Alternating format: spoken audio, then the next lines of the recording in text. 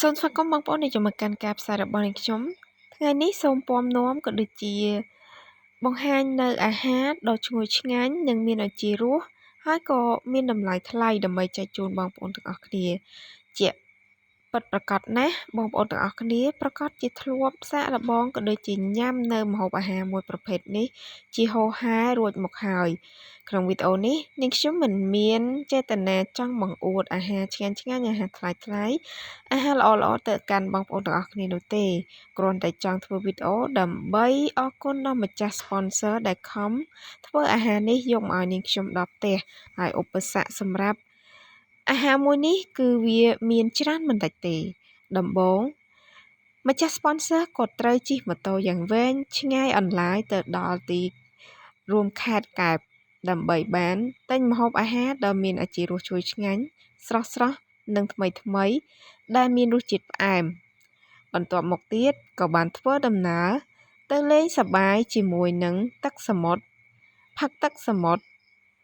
កញ្ជ្រោកបោកបែរជាមួយទឹកសមុទ្រហើយខ្សាច់នៅវាលសមុទ្រដ៏ធំធេងនៅឯខេត្តកែបក៏បានចូលក្នុងហោប៉ៅរបស់កូនគាត់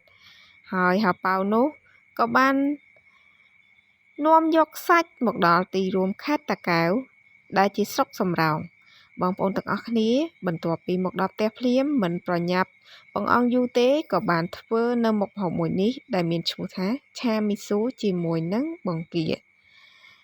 ហើយឆាមីស៊ូនេះពិតជាមានក្លិនឈ្ងុយនិងឆ្ងាញ់អមជាមួយនឹងស្លឹកខ្ទឹមអបពីលើឈ្ងុយឈ្ងប់តែម្ដងពេលដែលបើកហើយគឺមានអារម្មណ៍ថាចង់ញ៉ាំប៉ុន្តែដោយសារតែពេលដែលធ្វើដំណើរយកមកដល់គឺម៉ោង 9:10 ហើយយើងក៏បានញ៉ាំអាហារពេលល្ងាចរួចអស់ហើយបន្ទាប់មក sponsor ក៏បានត្រឡប់ទៅវិញដោយគ្មានលុយមួយរៀលនៅក្នុងខ្លួនហើយម៉ូតូក៏អស់សាំងពាក់កណ្ដាលផ្លូវ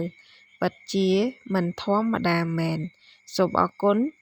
យ៉ាងខ្លាំងទឹកចិត្តរបស់ sponsor អរគុណដែលគ្មានអ្វីប្រៀបផ្ទឹមបាននាងខ្ញុំសូមបញ្ចប់វីដេអូត្រឹមប៉ុណ្នេះសូមអញ្ញាតគ្រប់នឹងជម្រាបលាជួបនាងខ្ញុំនៅវីដេអូក្រោយសង្ឃឹម sponsor ឃើញហើយ